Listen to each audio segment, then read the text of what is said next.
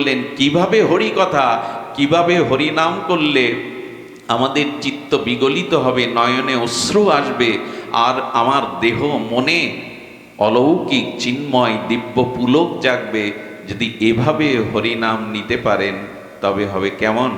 গৌরাঙ্গ বলিতে হবে পুলক শরীর, কই হয় না তো?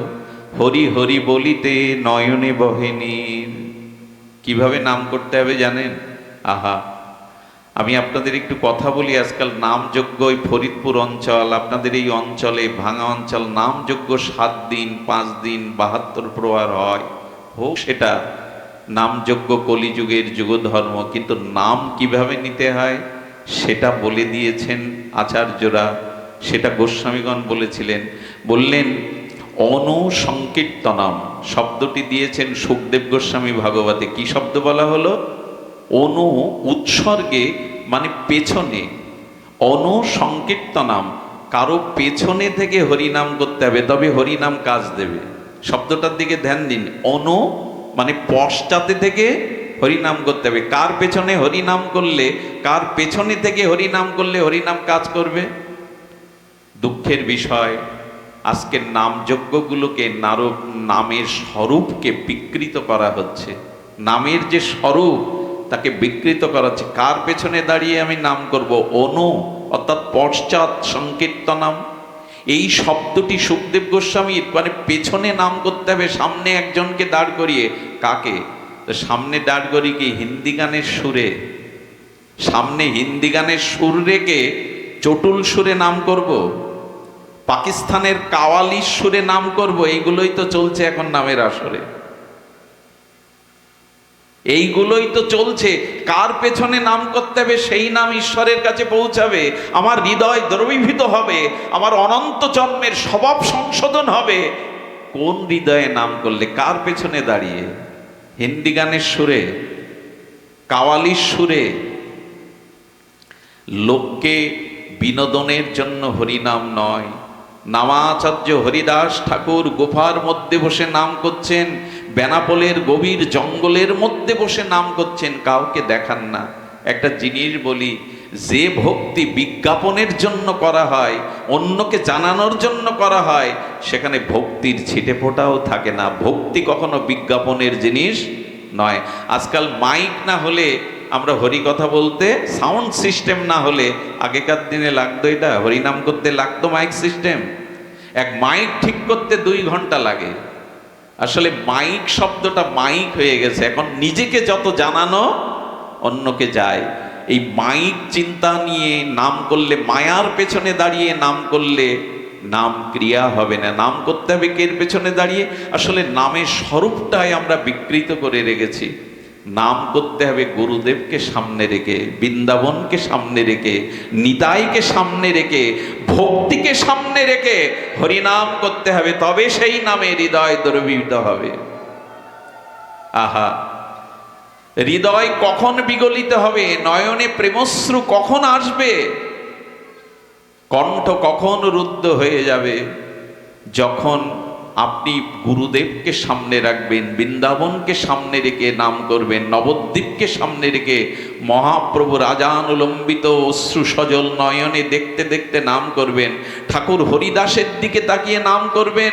লোকের মনোরঞ্জনের জন্য নয়, লোকের কাছে যশ খ্যাতির জন্য, নিজের বিজ্ঞাপন প্রচারের জন্য নয়। অনেকেই হরিনামে নৃত্য করে ভগবানের সামনে। কেউ যদি ভগবানকে আনন্দ দানের জন্য নিত্যকীর্ত করে, ভগবান তার কাছে বিক্রি হয়ে যায়। কিন্তু আমরাও তো নাচি, ভগবান কেন প্রেম দেন না? বলে নৃত্য করবার সময় লক্ষ্য রাখতে হবে, আমার এই নিত্য কীর্তনের দ্বারা হরি প্রসন্ন হচ্ছে কিনা। আমরা নৃত্য করি ভগবানকে প্রসন্ন করার জন্য, না ক্যামেরার দিকে দৃষ্টি ফেরানোর জন্য? ক্যামেরা আমার দিকে যেই পড়লো আমি নাচতে শুরু করলাম, তার মানে আমার নৃত্যটা যাতে প্রচার হয়ে যায়। কি ভগবানকে আনন্দ দেওয়ার নৃত্য?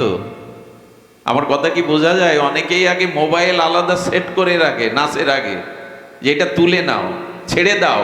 এ নৃত্য কি ভগবানকে আনন্দ দেওয়ার জন্য, না আপনার প্রচারের জন্য? খবরদার, ভগবানের সম্মুখে তাকে আনন্দ দেওয়ার জন্যই যা কিছু চেষ্টা, নিজের বিজ্ঞাপনের জন্য এটি করা নয়। সুধীবৃন্দ, বলতে বলতে এসেছি যে ভগবানের কথাতে আর হরি নামে, ভগবানের কথাতে হরি নামে নয়নে অশ্রু, হৃদয় বিগলিত হলেই কেবল মোহ যাবে, আমাদের সংসার নাশ হবে, ক্ষয় হবে, আসক্তি ক্ষয় হবে। তবে এমন করে নাম, এমন করে অভিব্যক্তি কজনার হয়। সুধীবৃন্দ, মনে পড়ে সিদ্ধ বাবাজি মহারাজ সারা জীবন তার সেবক তাকে সেবা করেছেন।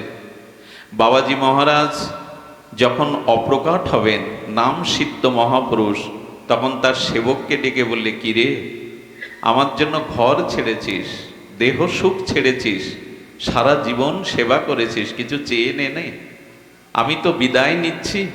শোন, আমি তোকে স্বর্গ দিতে পারি, বৈকুণ্ঠ দিতে পারি, এই আশ্রমের তোর পদ প্রতিষ্ঠা সব দিতে পারি, বল কি চাই। শিষ্যটি সরল হয়ে বললেন, প্রভু, আমি যা চাইব আপনি তা দেবেন না আমায়। বললেন, সারাটা জীবন আমার জন্য বিলিয়ে দিয়েছিস, আমি দেব, চেয়ে নে।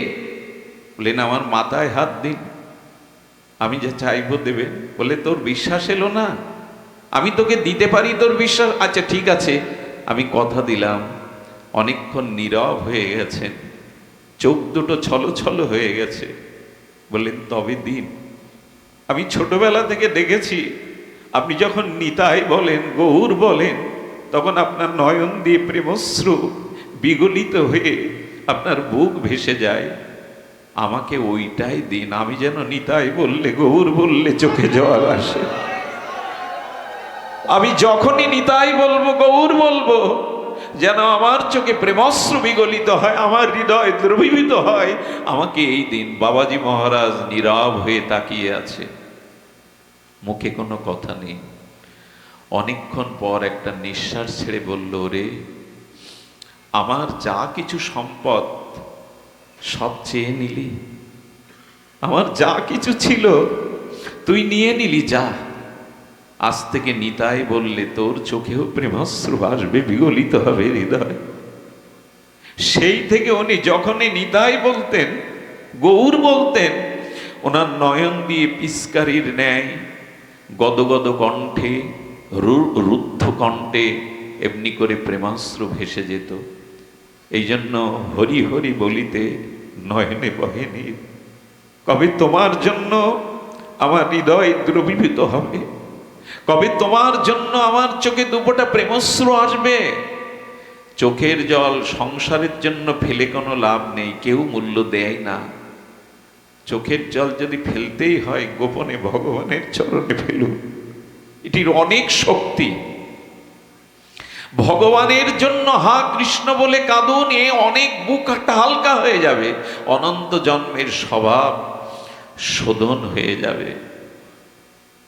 এই জন্য নবদ্বীপ লীলাতে, গৌর লীলাতে দেখেছি আমরা, মহাপ্রভু নিজে কাঁদছেন, আর কাঁদতে কাঁদতে জলযন্ত্র পিস্কারির ন্যায় মহাপ্রভুর পাশে যারা থাকতেন তারা স্নান হয়ে যেতেন, এত কাঁদতেন প্রভু। কান্নাটাই সার করে গৌর এসেছিলেন, বিষ্ণুপ্রিয়া দেবী এসেছিলেন, সচিমা এসেছিলেন। এ জগতে আমরা সংসারের জন্য ঘটি ঘটি কাঁদি, স্ত্রী পুত্র বিপদ রোগ শোকের জন্য।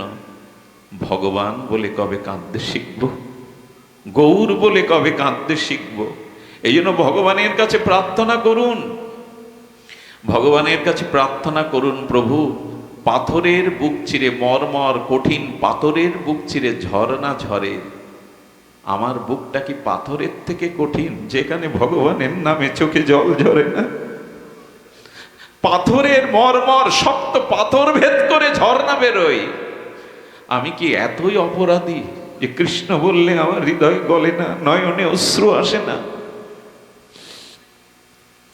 অন্যকে দেখাবার জন্য না, ঘরে দোদ দিয়ে গোপনে যদি কৃষ্ণ বলে কাঁদতে পারেন না, অনেক জন্মের স্বভাব ধুয়ে যাবে, মুছে যাবে, হৃদয় দ্রবিত হবে। ভগবানের কাছে গোপনে কাঁদতে হয়। আমার মতো এই ভরা আসরে দাঁড়িয়ে অন্যকে মাতানোর জন্য নয়, আসরকে মনোরঞ্জনের জন্য নয়, গোপনে ভগবানের জন্য কাঁদতে হয়। মহাপ্রভু আর সীতানাথ অদ্বৈত ভবন হতে চিরদিনের মতো চলে যাচ্ছে। সন্ন্যাস নিলে একবার মাতৃভূমি দর্শন করতে হয়। ধ্যান দিয়ে শুনুন, মহাপ্রভু এসেছেন, নিত্যানন্দ প্রভু আর মহাপ্রভুকে পথ ভুলিয়ে, বৃন্দাবনের পথ ভুলিয়ে তিনি এনেছেন নবদ্বীপে। সীতানাথ ভবনে মহাপ্রভু প্রায় 10 দিন ছিলেন, 10 দিবস। সেই 10 দিবস সেবে ভক্তদের দর্শন দিলেন আর নিজের মায়ের, সচী মায়ের, জগজ্জননীর প্রাণ রক্ষা করলেন। আর মহাপ্রভু তখন আর শান্তিপুর হতে নবদ্বীপের পথ ধরে চলে যাচ্ছে। একবার ভেবে দেখুন, এই মহাপ্রভু 24টা বছর নবদ্বীপে লীলায় ছিলেন। এই নবদ্বীপের প্রতিটি ধূলিকণা, আকাশ বাতাস মহাপ্রভুর লীলার সঙ্গে মহাপ্রভুর চিরচেনা। বেড়ে উঠেছেন, খেলেছেন, আনন্দ করেছেন, সংকীর্তন করেছেন এই মাটিতে। প্রভু আজ বিদায় নিচ্ছেন, আর বিদায় বেলা প্রভু বলছেন আর নবদ্বীপ কখনো দেখা হবে না। কারণ সন্ন্যাসী একবার মাতৃভূমিতে আসতে পারে, দ্বিতীয়বার আসতে পারে না। মহাপ্রভু নবদ্বীপের ধুলোর দিকে তাকিয়ে বলছেন, তোমার বুকে কত খেলেছি, তোমার বুকে কত অঙ্গ, এই ধুলি অঙ্গে মেখেছি। হে ধুলি, হে নবদ্বীপের ধুলি, আর তোমাদের সাথে আমার খেলা হবে না, অঙ্গে মাখা হবে না। সুরধরী ভাগীরথী গঙ্গার দিকে তাকিয়ে মহাপ্রভুর চোখ দিয়ে গঙ্গা ঝরঝর বলছে, কত তোমাতে অবগাহন করেছি, সন্তরণ করেছি, সাঁতার কেটেছি সাথীদের নিয়ে। হে গঙ্গা, আর তোমার বুকে কখনো সন্তরণ হবে না। তোমার বুকে আর এমনি করে সখাদের নিয়ে জলকেলি করতে পারবো না। বিদায় ভাগীরথী গঙ্গা, বিদায় নবদ্বীপের মাটি। কি বলবো আপনাদের, সমস্ত নবদ্বীপবাসীর প্রাণের ধন গৌরাঙ্গের বিদায়ে তাদের চোখ দিয়ে প্রেমাশ্রু হা গৌরাঙ্গ, হা গৌরাঙ্গ ধ্বনিতে আকাশ বাতাস মুখরিত হয়ে গেছে, যেন ভারী হয়ে গেছে। সেদিনের সে বর্ণনার ভাষা আমার নাই। গাছের শাখাগুলি, পাতাগুলো যেন নিচে নেমে এসে শোকাতুর হয়ে মহাপ্রভুর চরণ বদন দেখছেন। আর দেখবো না তোমায় গৌরহরি, আর তোমাকে কোনোদিন দেখবো না। এই যখন দশা, তখন ঘরের মধ্যে বিষ্ণুপ্রিয়া দেবী আড়ালে কাঁদছেন। কেন জানেন? প্রভু সন্ন্যাস নিয়েছেন, প্রভুর সামনে যাওয়ার আমার অধিকার নেই। প্রভু যে রমণী মুখ দেখবে না, স্ত্রী মুখ দেখবে না। বিষ্ণুপ্রিয়া ঘরের কোণে বসে যখন কাঁদছেন, একজন এসে বলছেন, কি রে অবাগিনী, সবাই পতিত পাবন লীলাতে তাকে দর্শন করে উদ্ধার হলো, কেবল তোর অনুমতি নেই। প্রিয়া তখন মনে মনে বলছেন, আমার প্রাণনাথ সারা জীবনের মতো চলে যাবে, আর নবদ্বীপে আসবে না। তার চরণ, তার বদন আর কখনো দর্শন হবে না। কি করব আমি? আমার তো যাওয়া নিষেধ প্রভুর সামনে। শেষ কথা চিন্তা করে বিষ্ণুপ্রিয়া দেবী ঘর থেকে সেই সমস্ত শোকে পাথর হয়ে গেছে, আর সে তো শুভ্র বসন আবৃত করে মহাপ্রভু তার বাটির সামনে, গৃহের সামনে দিয়ে চলে যাচ্ছেন। আর বিষ্ণুপ্রিয়া দেবী পথের ধুলাতে এসে ওইখানেই সাষ্টাঙ্গে মহাপ্রভুর পথ আঁকলে দাঁড়িয়েছে। মহাপ্রভু নিজের বাটির সামনে এসে গঙ্গার তীরে নিজের ঘর দেখে চোখে জল পেটছেন। তোমার কোলেই তো বড় হয়েছি, জন্মভূমি, এই গৃহেই তো আমি শশীকলার ন্যায় বেড়েছি চিরবিদায়। মহাপ্রভুর খড়মটা বেঁধে গেল বিষ্ণুপ্রিয়ার অঙ্গে। কে তুমি? কে তুমি? এভাবে ধুলায় দূষারিত হয়ে শুয়ে আছো? বিষ্ণুপ্রিয়া বললেন, আমি অভাগিনী, আমার কি গতি হবে কৃপা করে বলুন। বললেন, কে তুমি? বলল, আমি গৌরাঙ্গ প্রিয়া। মহাপ্রভু বললেন, না, তুমি কৃষ্ণ প্রিয়া হও, তুমি কৃষ্ণ প্রিয়া, বিষ্ণু প্রিয়া হও। বললেন, আমি যে কৃষ্ণ চিনি না, আমি যে গৌরাঙ্গ ছাড়া জানি না, গৌরাঙ্গের চরণ ছাড়া চিনি না। আমি গৌরাঙ্গ প্রিয়া, সকলেই কৃপা পেল, আমার কি গতি হবে? মহাপ্রভু দোকানা পায়ের খড়ম পাদুকা খুলে দিয়ে বললেন, যাও এ দুটি নিয়ে ঘরে গিয়ে এই দুটির মধ্যেই কৃষ্ণ ভজন করো, এই মধ্যেই আমাকে তুমি পাবে, আমাকে স্মরণ করো। যেমন রামচন্দ্র ফিরে আসেনি অযোধ্যাতে, ভরত প্রভুর চরণ দুখানা পাদুকা দুখানা মাথায় নিয়ে ভরত ফিরে এসেছিল, প্রভু তোমাকে না ফিরিয়ে নিয়ে যেতে পারি, তোমার চরণ তো ফিরিয়ে নিয়ে যাব, তোমার চরণই তো তুমি। ভরত 14 বছরের জন্য প্রভুর পাদুকা মাথায় নিয়ে নিজে সিংহাসনে না বসে ওই পাদুকাকেই রাজাদিরাজ করে সিংহাসনে পূজা করেছিলেন। সুধীজন বিষ্ণুপ্রিয়া দেবী সেই যে পাদুকা নিয়ে ঘরে গেলেন, তার ভজনই ছিল চোখের জল। কি করতো জানেন? সকাল হলে দুটো মাটির পাত্র রাখত, একটা পাত্রে থাকতো তণ্ডুল চাউল, সেই এক একটা চাল হরে কৃষ্ণ এই মহামন্ত্র প্রসাদী করে খালি পাত্রে রাখত। বলুন তো বেলা 12টা পর্যন্ত, দ্বীপ্রহর পর্যন্ত কটা চাউল হতো? ওই চালগুলো নিয়ে গঙ্গা জলে ফুটিয়ে মহাপ্রভুকে ভোগ লাগিয়ে এক মুঠো পেতে নেই তার সারা জীবনের আহার। পারব তো?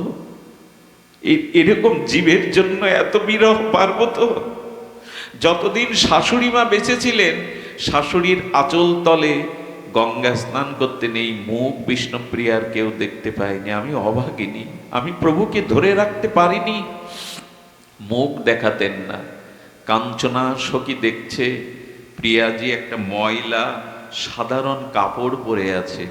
প্রিয়া, সাক্ষাৎ জগৎ লক্ষ্মী তুমি, তোমার রূপে জগৎ পুলকিত, তুমি বৈকুণ্ঠের অধীশ্বরী, তুমি কেন ময়লা কাপড় পরেছ?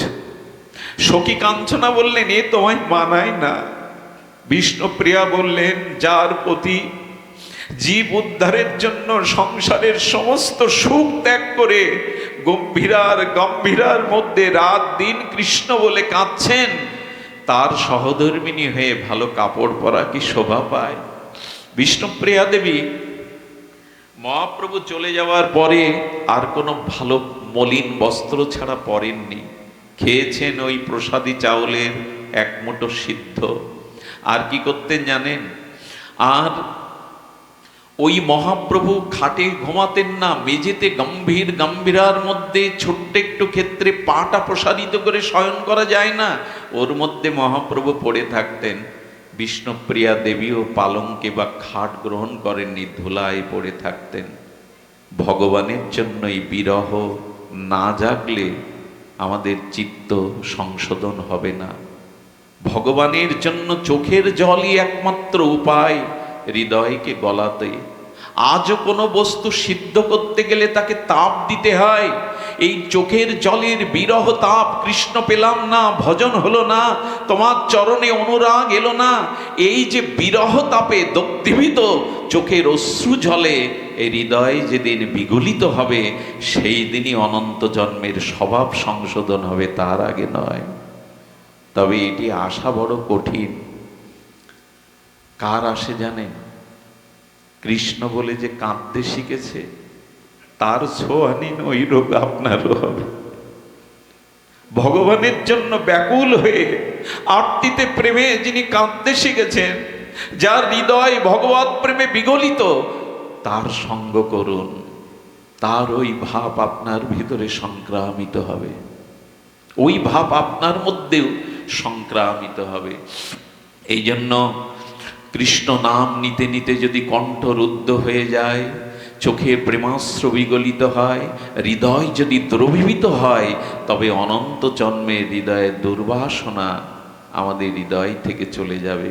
তাই ভগবানের কাছে একটা প্রার্থনা করবেন। এই প্রার্থনা করার আগে তাকে ভালোবাসুন। আমি দুটি পথের কথা বলেছিলাম, সংসারের বস্তুর থেকে সুখের আসক্তি ত্যাগ করা, আর দ্বিতীয় হলো ভগবানের চরণে অপ্রাকৃত মাধুর্যের সিন্ধু ভগবানের চরণে আসক্তি। বৃন্দাবনের ছোট্ট একটা ঘটনা বলেই আজকের পাঠ বিশ্রাম।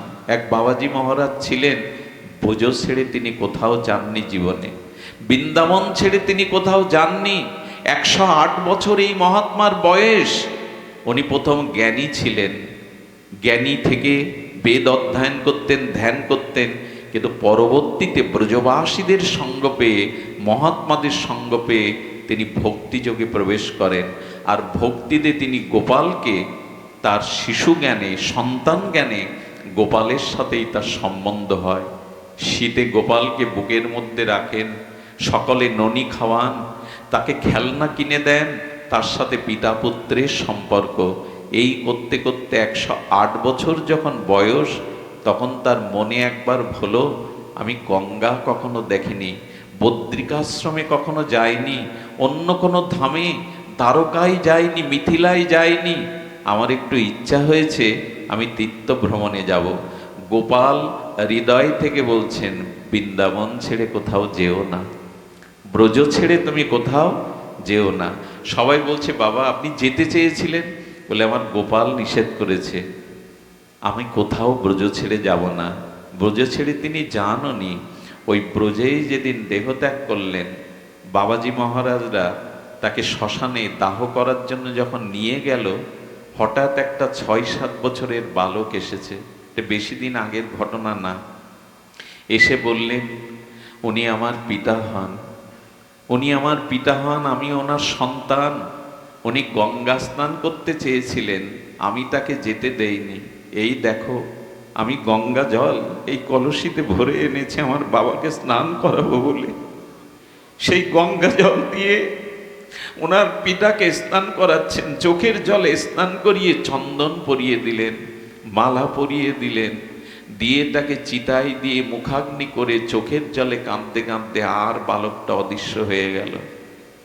ওইখানে যারা ছিলেন তারা বলছেন, আমাদের মাথা কি খারাপ হয়ে গেছে? বাবা তো বিবাহ করেননি, 108 বছরের সন্ন্যাসী, ওনার 108 বছরের বয়সের কখনো 6 বছরের সন্তান নাই, কে এই ছেলেটা? আমাদের মাথায় কেন এই বুদ্ধি এলো না? গোবিন্দ যেন বললেন, আমি তোমাদের বুদ্ধিকে মোহ করে রেখেছিলাম বাবার কাজ করব বলে। গঙ্গা স্নানে আমি তাকে যেতে নিষেধ করেছিলাম ব্রজ ছেড়ে, তাই আজ গঙ্গা স্নান করিয়ে তাকে মুখাগ্নি করে পুত্রের দায়িত্ব পালন করলেন। ওদের বুঝতে দিলেন না ভগবত মায়ায়। চলে গেলে তখন হায় হায় করে বললেন, বাবা কত বড় ভাগ্যবান তুমি, যাকে পুত্ররূপে ভালোবেসেছিলে। এ জগতের পুত্র পিতামাতার অনেকেই মৃত্যু কামনা করে জানেন, বুড়োটা না মরলে সম্পত্তি পাচ্ছি না, হাসপাতালের বেডে ভর্তি করে দিয়ে আসে, আর খোঁজ রাখে না। আজ পিতামাতাও জঞ্জাল হয়ে গেছে অনেকের কাছে। কিন্তু ভগবানকে যদি ভালোবাসতে পারেন পুত্র জ্ঞানে, এই দেখুন উনি মুখাগ্নি করে গেলেন, উনি গঙ্গা জলে তাকে স্নান করিয়ে গেলেন। ভগবান যার দায়িত্ব নেয়, সে দায়িত্ব 16 আনায় উনি পালন করেন। তাই যার যেখানে শূন্যতা আছে, ব্যথা আছে, ওখানে ভগবানকে বসান। উনার থেকে আপন কেউ হবে না জগতে, এই জন্য ভগবানকে ওই স্থানে বসান। আজ পুত্র রূপে এসে গঙ্গা জলে স্নান করিয়ে তিলকমালা রচনা করে আজ তার মুখাগ্নি করে গোবিন্দ নিজ দায়িত্ব পালন করলেন। এই জন্য সংসারকে ভালোবেসে আমরা কিছুই পাইনি, পাবো না। সংসারের স্ত্রী পুত্রের প্রতি দায়িত্ব আছে, পালন করুন, কিন্তু আসক্তি রেখে নয়। আসক্তিটা রাখলে কষ্ট পেতে হবে, বন্ধন মুক্তি হবে না। যদি অনুরাগ আসক্তি থাকে, তবে ভগবানের চরণেই যেন থাকে। আর এই কথা যেন বলতে বলতে যেতে পারি হরিদাসের মতো, প্রভু সারাটি জীবন শুধু এই প্রার্থনা, অন্য কোনো প্রার্থনা নাই। যেন মৃত্যুর সময়, শেষের সময়, অন্তিম সময় আমি হরিদাসের সুরে সুর মিলিয়ে বলতে পারি, নয়নে হেরিব তোমার ও চন্দ্রবদ। প্রভু আমার শেষের সময়, অন্তিম সময় এই প্রার্থনা করো, স্ত্রী পুত্র প্রিয়জনের কারো মুখ যেন না দেখি, যেন তোমার মুখখানা, তোমার কমল বদনখানা আমার নয়নে ভেসে আসে। নয়নে হেরিব তোমার ও চন্দ্রবদন, বদনে আর কি বলছেন, হৃদয়ে ধরিব তোমার ওরাঙ্গা চরণ। প্রভু মৃত্যুর সময় যদি শক্তি না থাকে, যেন মনে মনে তোমার চরণ দোখানা হৃদয়ে ধারণ করতে পারি। বদনে আর বদনে উচ্চারিব শ্রীকৃষ্ণ চৈতন্য নাম। প্রভু, মৃত্যুর সময় বাড়ি আমার, গাড়ি আমার, সন্তান আমার, স্ত্রী কোথায়, পুত্র কোথায়, কুটুম্ব কোথায়, যেন এই শব্দ আমার মুখে না আসে, আমি যেন তোমার নামটি বদনে নিতে পারি। শ্রীকৃষ্ণ চৈতন্য, শ্রীকৃষ্ণ চৈতন্য, এই নাম যেন আমার বদনে না আসে। দেখুন, মানুষ মৃত্যুর সময় বলে, স্ত্রী তুমি কোথায়, বড় খোকা কোথায়, মেজ খোকা কোথায়, তোদের কি হবে, এদের কথা ভাবে, কিন্তু নিজে ভাবে না আমার মৃত্যুর পরে আমার কি গতি হবে। এই জন্য নিজের গতির জন্য প্রার্থনা করুন, অন্তিম সময়ে যেন ভগবান তোমার চরণকে হৃদয়ে ধারণ করতে পারি, তোমার কমল বদনকে নয়ন ভৃঙ্গে যেন আস্বাদন করতে পারি, আর জিহ্বায় যেন কৃষ্ণ চৈতন্য বলতে বলতে এ জীবন গতি হয়। আজ এই প্রার্থনা রেখে আপনাদের সর্বাঙ্গীন মঙ্গল কামনা করে হরিকথার বিশ্রাম রেখে আমি চিরকৃতজ্ঞ।